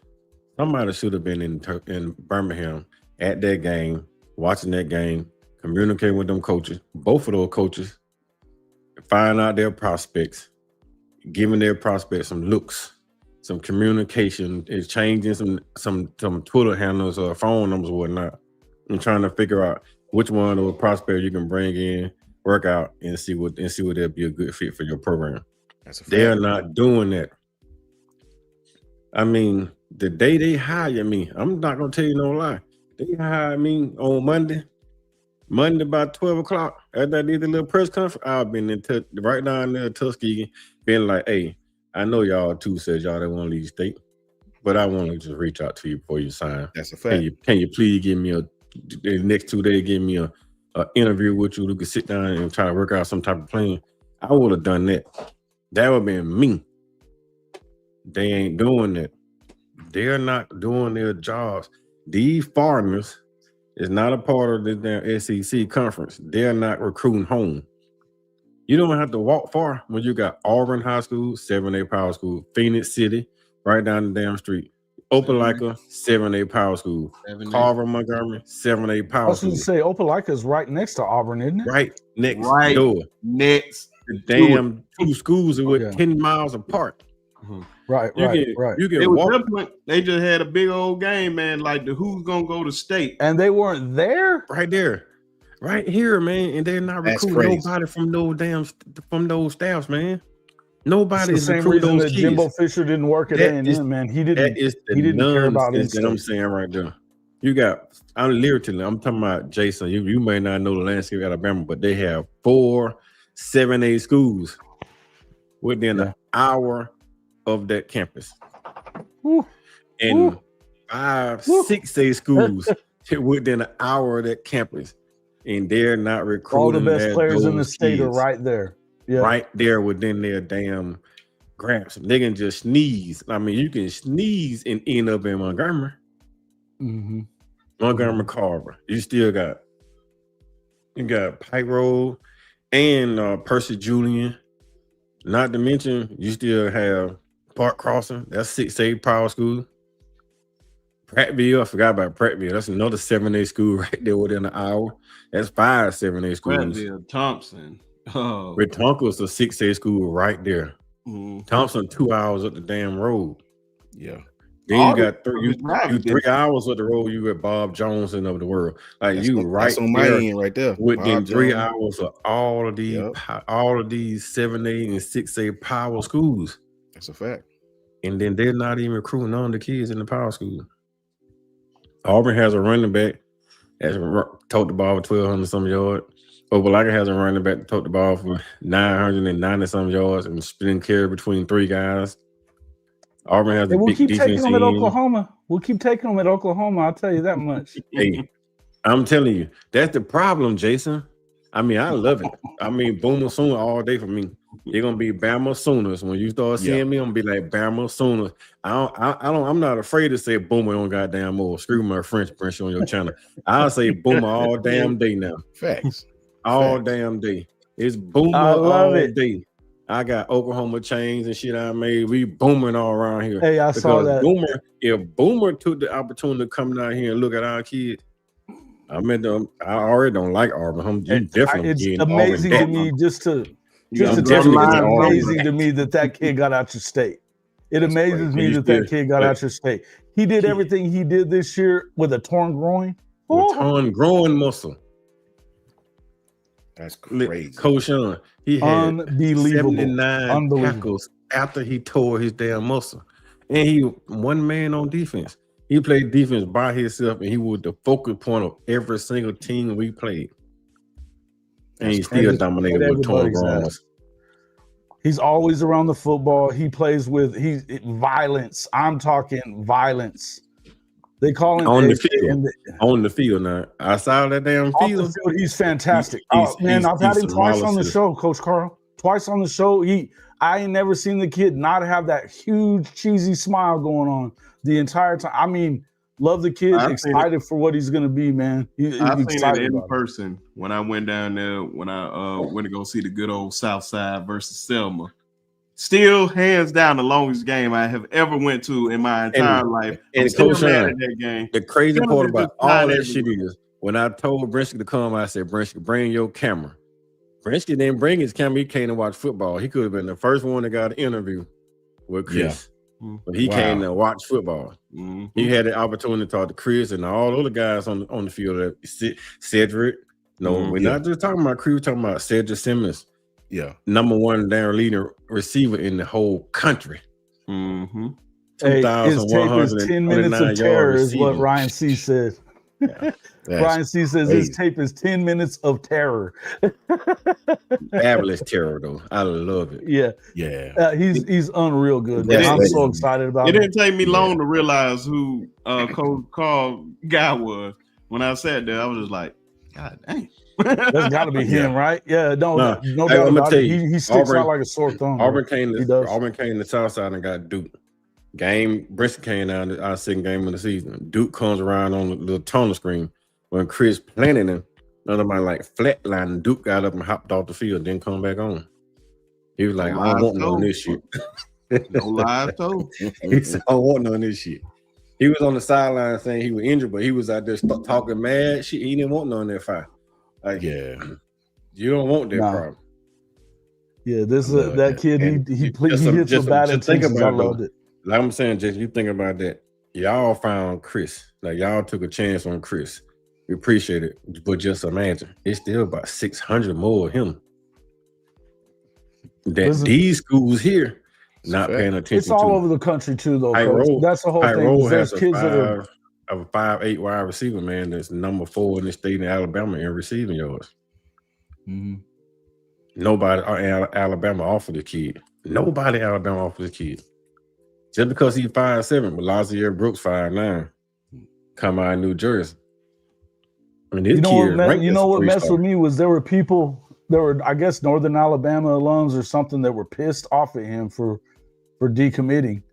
And it was good luck out there on the open market, and we were like, no, the open market. You think he left for no reason? That was some of those messed up fans. Yeah, but everybody for inside that program that sponsors the school, real alums, they was like, when he picked up the phone and called in North Alabama, they said, "We already heard. Congratulations, there's nothing we can do. We can't compete with that." Everybody was saying congratulations, and the kid just started Go crying. get it. Yeah. And hey, and you know what? That's the right way to do it too. Good for him, but you know, and great for him. And you know, it's like you said, you can tell in like hearing what he says about his family, hearing what he says about like everything. He just fell in love with the campus when he got out there. He's, you know, Oklahoma was the first to really show him interest. And I think Oklahoma was smart that they didn't put it out there a lot that they were really interested in him because they wanted him to keep riding they wanted him to keep kind of rolling under the radar a little bit, because you're not going to compete if Alabama really wants him. You know, if they decide they really going to come get him, it's hard to do that, you know, with the Alabama kids. So I think that they handled it well, but I just think that, I mean, when you watch the kid and you talk to the kid, he's unbelievable. He's just he's one of those true diamonds in the rough. True diamond in the rough. And that's what I told him. I said, check it out, bro. I said, somebody's going to offer you, one of the SEC schools will offer you. The game is nobody's going to offer you too early, because they offer you early and everybody else going to jump aboard. I just wanted to show y'all. Smart football. Just wanted to show y'all. I'm gonna show you your boy too, man. I love this video so much, man. How that Florida did Quez. Can't wait to see how LSU do Dylan, but this is Quez one. A walking mismatch is making its way to Gainesville. Marquez Daniels, a big-time, big-play receiver out of Tuskegee, Alabama. A 2025 All-Star Game selection and one of 247 Sports' top receivers in the country. Flashes of Dallas Baker in his game. Long strides, winning at the catch point, and swagger that you can see on tape. Daniel is ready to bring the swamp to its feet and stamp his name in the record books. Welcome to the Gators, Marquez Daniel. I like that video. Yeah, man, they media That's a team. great video. They media team was going crazy with that one, man. I love that one, boy. Yeah, that's phenomenal. I'm so sort of disgusted with some, I'm very disgusted with some of their choices, man. You know, they got several kids, just like Coach Karl said. If you come up this way at most of shows, they got a kid named Kevon Foster. Yeah, man, that boy's 6'3", like 180, and will lay you out. He plays safety. Bama ain't even paying him attention, bro. And Coach Shawn, he runs a 4.49. Yeah, the boy, they ain't even paying him attention. They ain't paying him attention, man. His mom, sweet as she can be, ain't paying him attention. Look up here, Bob Jones. You know what I'm saying? They ain't even hollering my boy Reeves, man. Dorsey, bout it. Reeves by 6 foot, 180. Bout it, can play anything. Play wide receiver, fast, 4.37 40. I'm talking about at the camps with these D1 kids, killing them. They got that big defensive tackle at Bob Jones. Yeah. Which one? 6'2", 290. Trey or Marcelin? I forgot what dude name. 6'2", 290. He played Mississippi State in Kentucky. Played 3 tech. Yeah. Only got offer out of state offers. Yeah, they got a kid in Alabama. It's just several of them, man. That they don't. Decatur got a kid down there. Yeah, they got a couple kids over there at Athens High School. Got this big thick center up there. Like, yeah, got a little running back down there too. Yeah, he's a 2-star, but he only had out of state recruits. Like Troy didn't even offer that kid. It's crazy, man. It's stupid, man. I don't get it. Alabama State, you win games, but you're never gonna win the SWAC. Yeah. Because you don't even recruit these guys. You're trying to run out the damn Texas and get everybody from Texas. You want all these 1-stars in Texas. Hell, you got 3-stars in Alabama. Don't worry. Somebody else gonna pick them up. And I bet you Shade. I'm telling you, man, like you got Amari Smith, Lord, I just tell y'all, he's 5'7", running like a 4.3 something 40, 4.1 GPA. Only knock on him is he's not 6 foot. Yeah. Got facts. Probably something to listen. C.D. Morgan is a freak. C.D. Morgan ain't Morris Smith and C.D. Morgan. If Morris Smith was in C.D. Morgan body, yeah, shit, that dude is Julio Jones 3.0. Like, honestly, he's so fast, hands, explosiveness, do everything. Punts, play defense, play slot, play wide, play damn back up running back. The kid does it all. He has no Alabama offers. All them kids at Jackson should have had Alabama offers. They all going to North Carolina. About 2 or 3 of them, if I remember. They got One Alabama offer in the whole damn school. And that's they EJ. got Bobby Cleveland, the flip from Texas. Oh, I forgot about D. Go look up Darius Burwell up here, May Jemison, right 10 minutes from me. You know what I mean? Bowed it. I think he a 3-star kid too. Alabama offers. Crazy. No Auburn offers. They ain't getting no charge. Now everybody from North Alabama now, they be like, okay, cool. And y'all know one we're gonna offer them. It's facts. Nobody else looking at them, bro. Like Troy, you a damn near dumpster fire. Why you ain't offering these kids? Man, I think Darius going to Mississippi State too. You know, they're Mississippi State picking them up. They coming to get them, man. It's crazy. Mississippi State was picking them up. Lane was getting them out of Alabama. Yeah. I wish one guy that we could have really got and kept Emmanuel Ruffin lead the damn state. Come on. Look what Eric D said. Please put that up there. Yeah. That is crazy. Shout out to Eric D, man. And that is the most ridiculous one of all. Mario most ridiculous one of all. Played with Jalen Ibakwe. He caught all the passes Jalen Ibakwe was damn throwing. And this kid out of damn state, Bacchus in Alabama. How can you see Bach and don't see him? That's the problem. All right, you right now, Texas A&M. You got Trent, Alabama recruiting Trent, but they're not recruiting nobody else in Thompson. Make it make sense. Make it make sense. I wish we would have got Corey Barber, man. Corey Barber. Out of the same leaving the damn state going to LSU. Oh, go look at the Horn kid from Hewittown. Oh, Keegan, Keegan Horn. Mm-hmm. I know about it. I think he going to like Charlotte or Cincinnati or somewhere like that.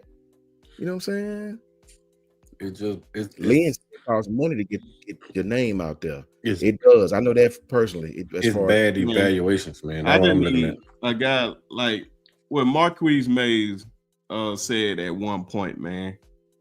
And me and him around the same age. He's just a year older than me. Yeah. He said one of the most perfect things, like, bro, F all them stars, boy. Go get them dogs, man. You know, like on that squad, man. Like Marquise Mays wasn't no high ranking recruit. He wasn't high rank. No. Boy from Collegeville though. He was different. He built different. That boy from North Birmingham, boy, that Collegeville right there. Hey, that's right there in the old Carver High School, not the new Carver. I ain't new, but I'm talking about the Carver that was in the middle of Collegeville proper.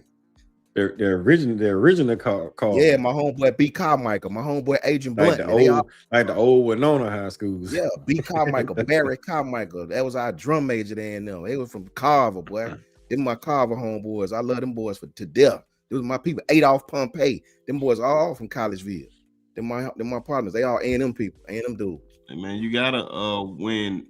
Like I don't really care too much about winning the state like that, but I want to get the guys that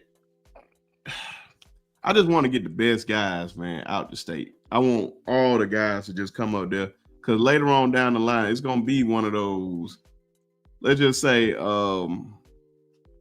like Quez and them. Today is their day. Well, tomorrow is their day because it's the official day.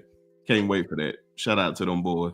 But at one point, one of the guys that was on their team, what's his name? Just that quick, Joseph Phillips. He play at Auburn right now. It was his time as a senior. Quez and them were just sophomores. I was like, man, he looked like he the best one on the team, and he just a sophomore.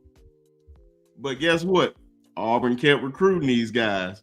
So when the time came, Auburn was on the list and stuff like that. So that's the only thing I want you to do. Just because you trying to recruit this big time guy, it may be a guy behind him better. So you may want to get good with the problem coach, with that, Princeton. You're not already a 4-star. Yeah. Alabama Auburn not looking at you. You got to be star starter to get those eyes. Real coaches, I'm not worried about what Quez know. When I even talk to you about what's going on at over the Tuskegee, what I asked you, what's behind Quez and Dylan, right? Like, what do y'all have behind them? I didn't give a damn about them two. They already in the spotlight. Yeah. They already made it. What's behind them? Like when those two guys are gone, what do you have behind those two guys? Those are the guys we want to put on the spotlight. And that's DJ. Well, you don't want to put Quiz. I don't want to put Quiz in front of Mike. Only Quiz gonna tell me who his replacement is. Hey, you want to talk to me? You tell me who your replacement is. Who the next Quiz coming out BTW? You like, well, ain't another meme coming out of here with shit. I mean, okay. And what about anywhere in Macon County? Like, who's the next guy in Macon County? I don't know about in Macon County. Well, shit, give me somebody over here in Lee County. Like, it's somebody you know that they're going to be talented either on your level or higher. It's no drop off in skill in Alabama. It's unrecognized skill in Alabama. That's real. If you don't have those, if you're not paying that money to go to Roberts and own 3 camps, they're not putting you on their platforms. Period. It's so, like Lynn say, man, there's so many kids from Birmingham, from the North Alabama down to the Florida state line, and from Mississippi all across the Georgia state line. We got just as much talent as anybody else. Google the difference is Coach Shawn, tell you what, our kids don't have that money that they have over there in Georgia, that they have in Florida.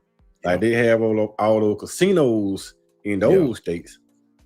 It's no lottery in this state, so our kids are still suffering.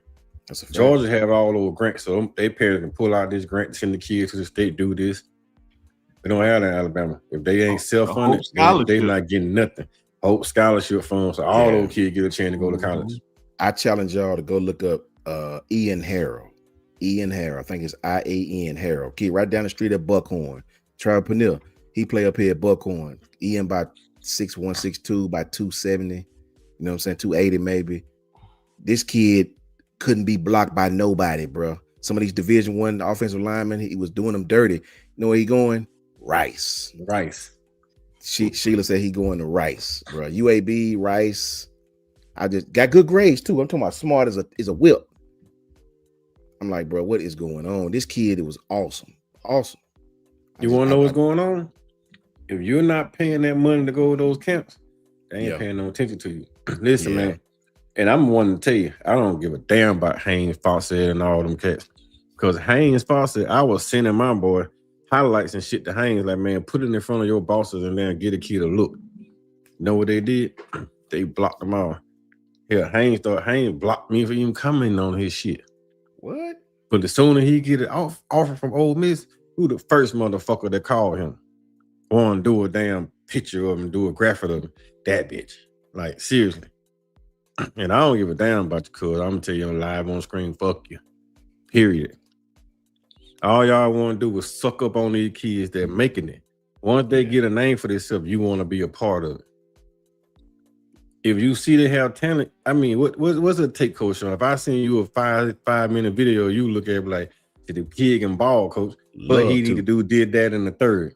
Love it. You know what we're going to do? I'm going to take the same text you just sent me, and I'm going to text it back to the kid. It come from a running back. You got to did that in the third. And then you start seeing the kid doing film work. They working on this shit that Coach Shawn said he need to prove on. Why you can't do that at all these camps, all these rowers and all this shit? Hey, man, the kid can play, but he need to did that in the third, coming from just that in the third. Then let the kid down see can he prove it. If he can't prove it, okay, you looked at the video. That's all these kids want, is somebody to give them some type of corrective criticism where they can go try to fix it. So they don't pay them no attention, and then if you don't tell them what is wrong at, they don't know what to fix. They think that everything is good, or they just not good enough. And I done seen too many kids that come out of Alabama that could have been playing major college football somewhere, or just playing college football anywhere, that's in prison because nobody never took a damn look at them. And then they start going to the streets because they didn't have the money to pay for college. So they had to go to work some way. Can't get a good job because most of the places that we live in is poverty. There's no jobs. And they end up trying to sell drugs, right?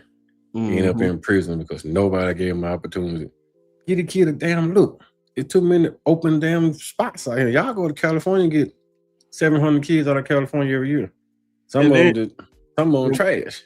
And one of the things that you were telling me, man, I'm still not gonna say it because private conversation. Oh, talking about those Those busters. We'll talk. Those buster ass people that come down there want to take kids. Take credit, man. This one thing, man, that I cannot stand from anybody. I don't like to take credit for something that I did not do. Fact. And just somebody want to prey on kids and just want to get their clout so they can elevate themselves.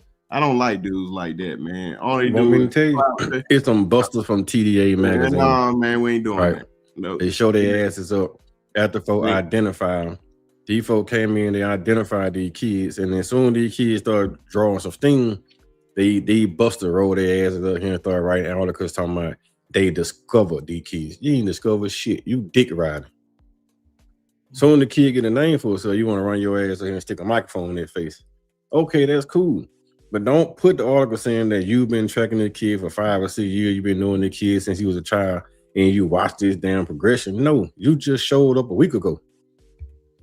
Just say, as soon as he got the Oklahoma offer, I showed up to get an interview. That's all that matters. Why Oklahoma looked at you and nobody in the state did? That's the article that you really want to write. Who else in this state that you think been overlooked like you were? That's the article you do, TDA. Stop letting these fools come in here and try to take credit for these parents' hard work. That man, mom and dad put in all that hard work. And then this guy want to take credit for it. Well, you already said the group. You might well say who the person is. But Larry. we're gonna leave that alone, man. We're gonna leave that alone.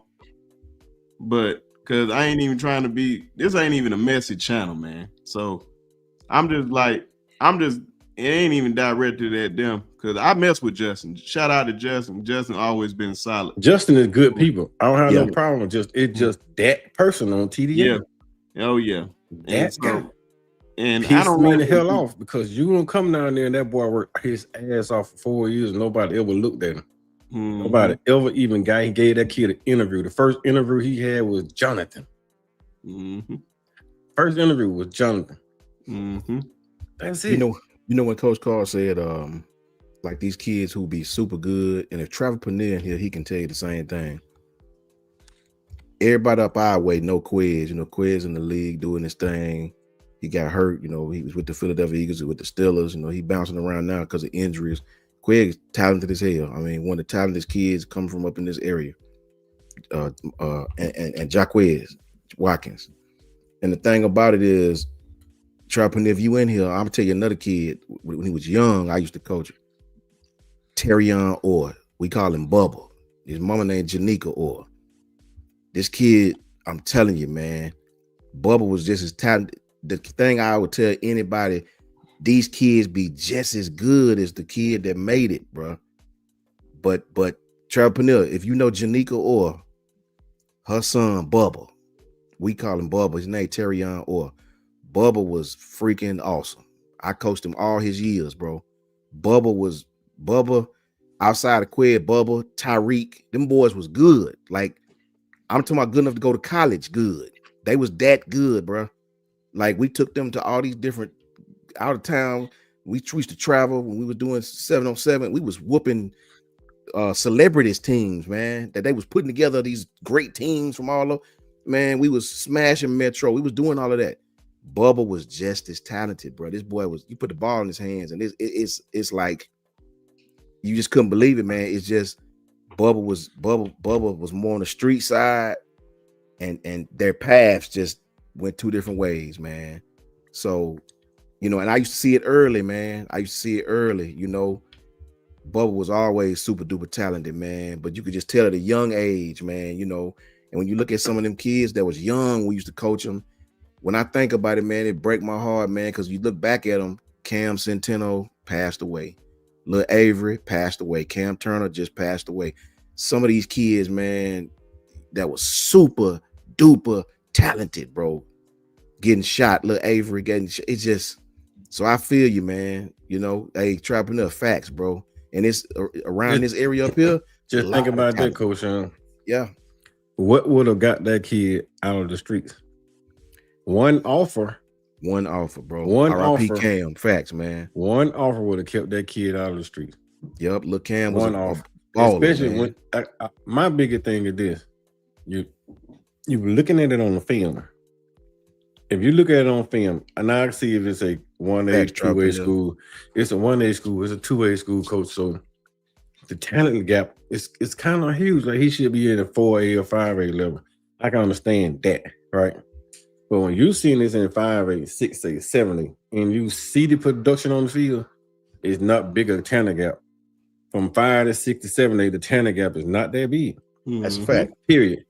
From 5A to 1A, the talent gap is huge. Huge, yeah. But from 5A to 7A, the talent gap is not that big at all. It's just a little bit of triggers of stuff. It's sometimes come with money and weight programs. Yep. But you can see talent on the field. You can see it. If I can look over here and see this kid that damn talented, I'm like, oh my God. What like you saying is true. Kid be sending videos, soon you put a video, I'll be like, damn. If I can see them, I'm looking like, damn. Yeah. First 5 minutes of the video, you be like, man, God, where did the kid from? Then, this shit come from Pike Road. Yeah. Same thing. How Auburn can't see that. How Troy can't see that right down the street. How Alabama can't see that right over there. How South Alabama don't see that. How UAB can't see that. That's all I'm saying. That's facts, man. If North Alabama can see that, why all the other schools below North Alabama can't see that? North Alabama is over here in the northeastern part of Alabama, where it's really light skinned. Yeah. If they can see that, I ain't no way you tell me the rest of the teams in Alabama can't see that. Same talent. That's facts, Charlie Purnell. You look at like what Coach Karl was just saying, tell them about Tanner, Charlie Purnell. Tanner, look, man, these dude, they had a kid here a few years ago that we used to coach. Him and Quez same age. They was on two opposite teams. Chadarius Townsend, Dale's son. Chadarius played at Alabama for a little while. Got hurt, transferred to Texas Tech, did his thing. You know what I'm saying? Chadarius and Quez was going at it, man. I was on the other sideline, bro. You know what I'm saying? Chadarius, he was, like I said, he was at Bama. Go back and type in Chadarius Townsend, number 12. I know downtown. He scored in A-Day, like an 80-yard touchdown kickoff. Got hurt, you know what I'm saying? And at Tanner's a small school. It's like a 2A school. So he was the quarterback, running back, wide receiver, defensive back. He punted the ball. He kicked the ball, gave Ward that timeout. I mean, he did every damn thing. Then you come over here, Quez just a receiver. He played one position because they had a whole offense, whole defense. So Quez got a chance to perfect his craft, right? So when he got to his school, he ended up going to Southern Mississippi, could have went to Auburn. His daddy, Eddie, a huge Auburn fan, right? When he got to Southern Mississippi, he was the best receiver there because he knew how to play the position. Chadarius got to Bama, and he was just as talented as Jalen Watt on them, but he never played receiver full time. So he's learning how to stem a defensive back. He's learning that in college. Them boys already know, just like Trappner said. He did everything. This is the guy, and this kid was on the other sideline for me. We went against him all the time. And Dale's son, he was so good, he did everything. So them smaller schools, to the point of what Coach Karl said, facts, the smaller schools, it's a big difference in 1A and 5A. 1A, 2A, and 6A or 7A. It's not really that big of a difference in 5A and 6A, just like Trappner just said. That's fact. They on the same plan, like Lynn just said, man. And Lynn, it's 6 kids on that Anderson team right now. They can play D1 football. No way they make it to a state championship without talent. Like, they gonna play against Jackson for a state championship game. Right. It's talent on that team. It's plenty. Jackson has a lot of it. They have a lot of it. And it's a sad part about Jackson. All that talent at Jackson. And everybody leaving the state except for one. All that talent at Anderson. The kids at Oxford. Kids down there in Moody. Moody has, man, oh my God. You see Moody down defense? College level defense. Oh, I mean, Mapleville has a team, man. I don't even know. Mapleville team so damn good, it's scary. And they all from a 1A school. But they got D1 bodies at a 1A school at Mapleville. Yeah, I mean, they beating teams in the head. It's talent all over here. Look, Coach Karl. We just got to look at it. And Lynn maybe can speak to this a little bit better than me. Now, I'll give you 1, 2. I think they was 2A. one 2A school that I think I seen them beat Emma Sampson. Emma Sampson was a state runner-up that year. Emma Sampson was 5A, and this school played them in an exhibition game, and they beat them 51-0. It's a school back in the day. I was young, called Hazelwood. When they had Antonio Langham, Terrence Lynch, my homeboy who was my Alabama A&M teammate, Aaron Gould. Shout out to my brother Aaron. Stay right across the hall from me in Foster Complex and Hopkins Hall. Hazelwood, if anybody out there is at least 35 to 40 and up, that was the best high school team outside them or Blount County when they had Sherman and Damian Craig that I ever seen in my entire days of living. Look, man, Antonio Langham, Terrence Lynch, Chris Harris, Aaron Gould, man, they had everybody, bro. Them dudes was, I ain't never seen no high school team like that, bro. Let's see, we thinking about 2A back then. Yeah, it wasn't 7A schools, and back then it wasn't 5, 4, and 5-star ratings. They just came out and recruit dogs. Yes. They looked at your tape because it wasn't on film. They look at your tape and be like, okay, this kid can play. Bring you in, evaluate you, give you a scholarship. Mm-hmm. Now they got all these paid sponsorship for star ratings. Yeah. Everybody want the new shiny 5 stars or the high shiny 4 stars. I don't see 1 stars. That's why a lot of these 5-star kids don't go to camp anymore. Don't do this 7-on-7 stuff anymore. Because you take your ass out there, you this big time 5-star in the 7-on-7 camp and get smoked by a no star. Yep. Or you a 5-star wide receiver and get locked down by a no star. Or you a 5-star corner and you get smoked by a no star. Yep. They don't do that anymore. So them big names don't show up at camp, but they get on the teams and they stand on the sideline and watch. They don't participate because I don't earn my star. If I go out here and the kid, he gonna embarrass my ass. I know I'm not that good. I'm gonna go out here and the kid gonna embarrass me, and that's the reason why they don't do it. I would love to see it.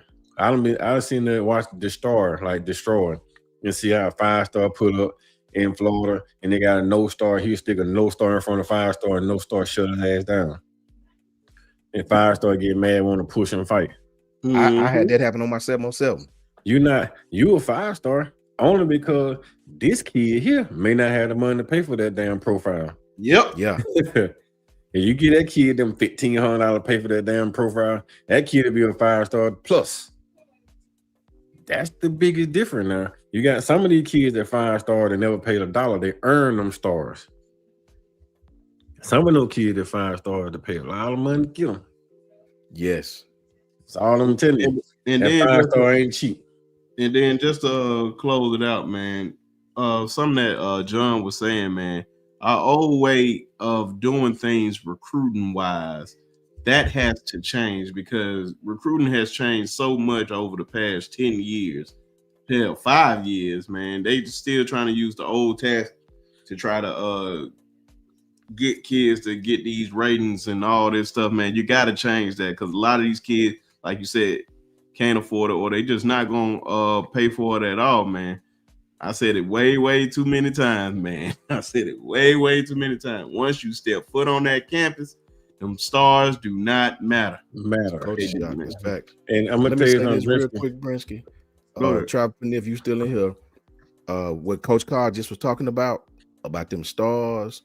Go ask Kerryon Johnson. He played running back at Auburn about Bubba, about Terrion Orr. Kerryon was the big hype 5-star running back. Bubba did him dirty. He got mad, threw his mouthpiece out. He over there causing ruckus. Bubba just talking to him. Bubba in his ear. Go ask Kerryon Johnson about Bubba. You know what I'm saying? Real stuff. Hey, I can tell you running back right now, Coach Shawn, when I get the film on, I'm gonna send him to you. Kid, last name is James. He playing down right up the street right here, Jemison. Ruthless. Appreciate it. 155 pounds. Kid so dynamic, Coach Shawn. You look at him like, ain't no way that kid that bad. Can't touch him. He turbo raw to 2.0. can't touch him. He put on 30 pounds, he gonna be a 5-star. But nobody never gonna pay attention to him because he plays in Jameson.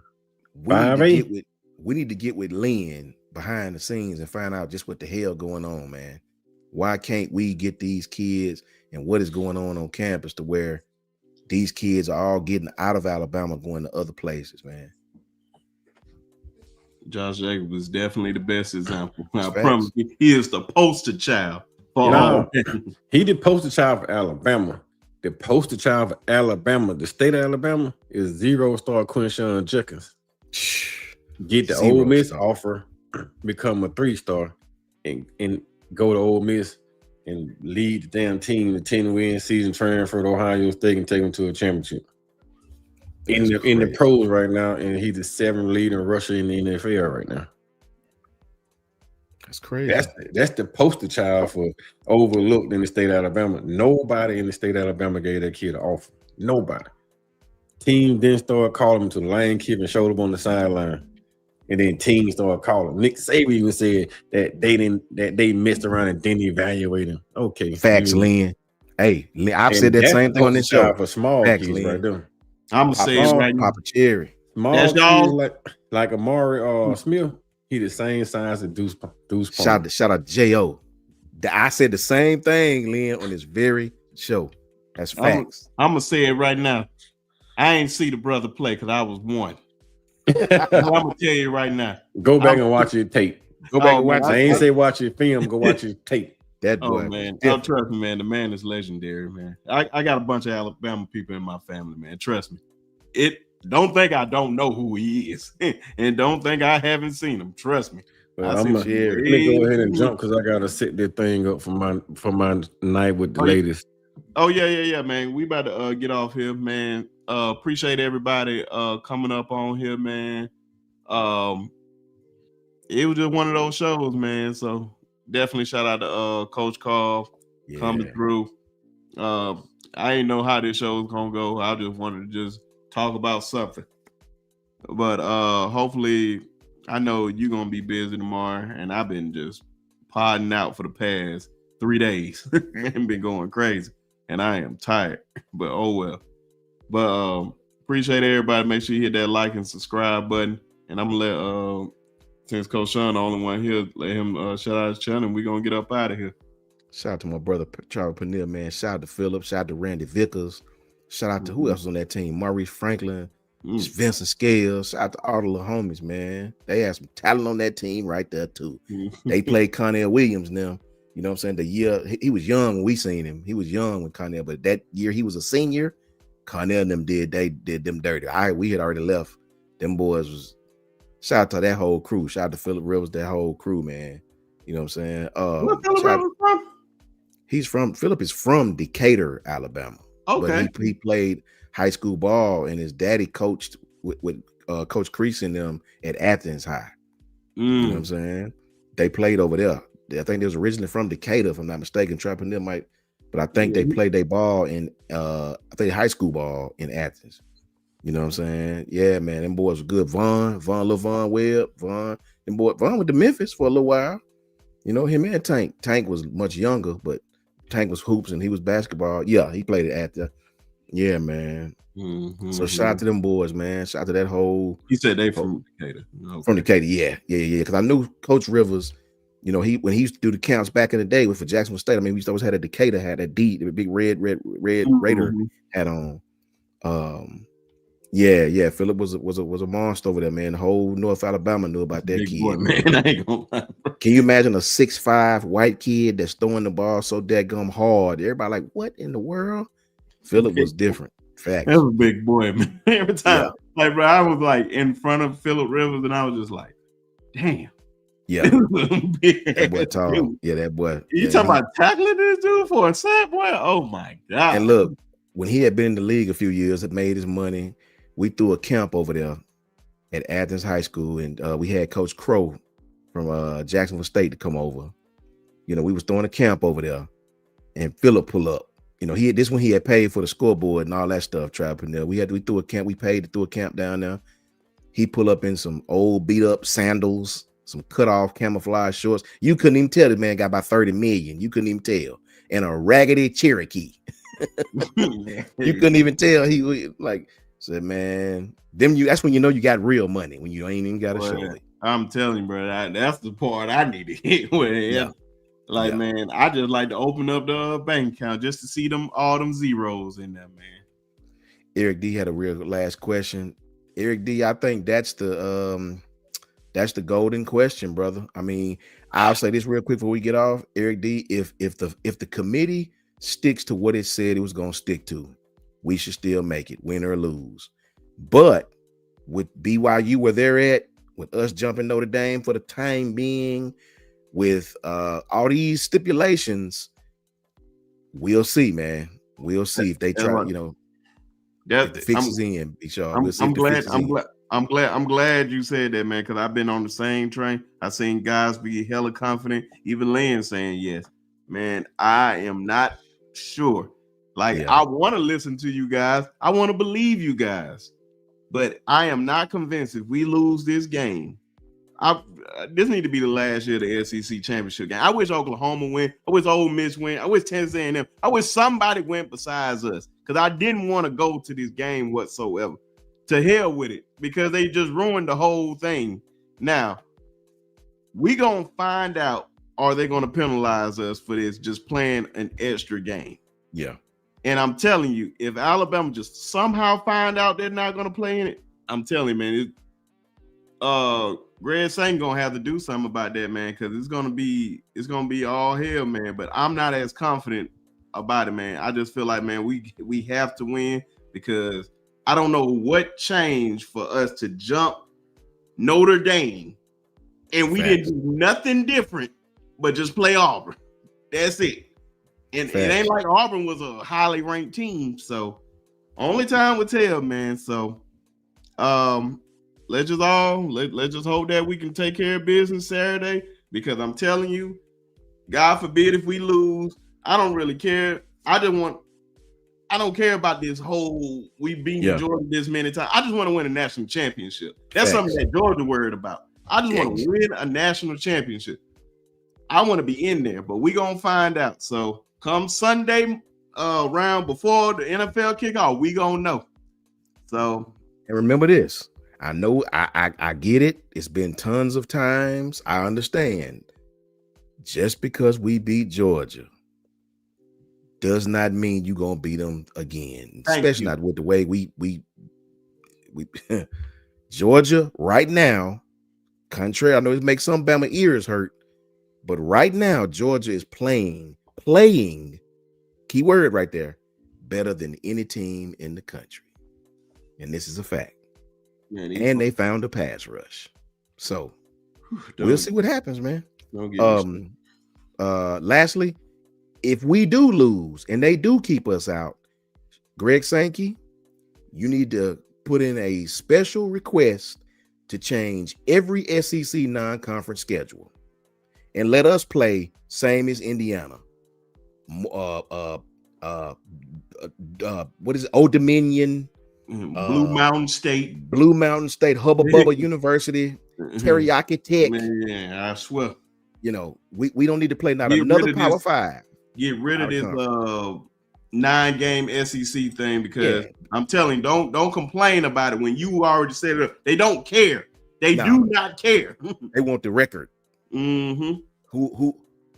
Let me know. 10-1. That's what they want. The 12, 11-1. That's what they want. Man. I can't do it, man. I'm telling you. But like I said, man. Facts.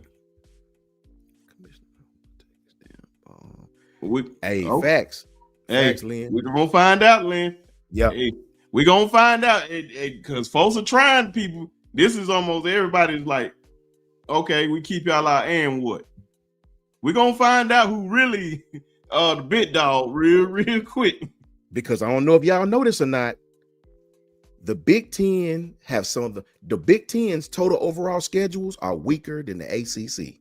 I just saw that, right? And the Big Ten, if we lose and BYU win, we'll get three first round bye teams: Oregon, Indiana, and Ohio State. That's crazy. That's all facts, man. But listen, You can holler at me at JMHO Sports Talk on Twitter and YouTube. It's right there. Just my humble opinion. And of course, y'all can holler at me on the Sharpshooter Sports Talk. And we'll catch y'all on tomorrow. Shout out to all the young men that signed these letter of intent. Make your families proud, and we'll catch y'all on the next one. And y'all already know, roll tide.